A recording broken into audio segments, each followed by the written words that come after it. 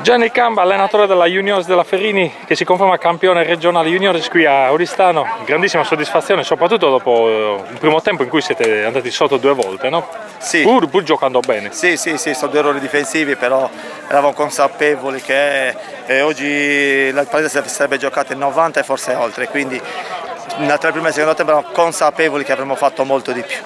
Convinzione totale, altrimenti non ci saremmo mai arrivati. Certo, una vittoria insomma, che conferma il valore del settore giovanile della Ferrini, sempre leader in Sardegna. Poi insomma questo scontro tra Titani con Latte Dolce dà un piacere in più, no? Sì, sicuramente, perché con loro c'è una rivalità a livello regionale, perché ci troviamo spesso in finale noi e loro, perché sono quelli che lavorano meglio a livello regionale, sicuramente. Ecco, una vittoria fortemente voluta dai ragazzi, adesso vi preparate a questi finali nazionali, insomma rappresenterete la Sardegna. Sì, per la terza volta consecutiva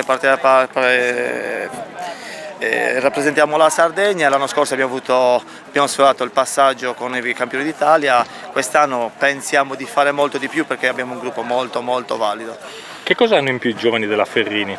Ma c'è un programma che parte molto da lontano, parte da parecchi anni addietro, e la società cura molto il fatto famiglia, psicologico, curiamo ragazzi, accettiamo un pochino tutti, li curiamo, li educhiamo, siamo una società che forse poche in Sardegna ce ne sono, perché abbiamo oltre 300 ragazzi che crescono e che li portiamo avanti. Certo, non li abbandoniamo neanche anche quando vanno via, vengono da noi, gli diamo una mano.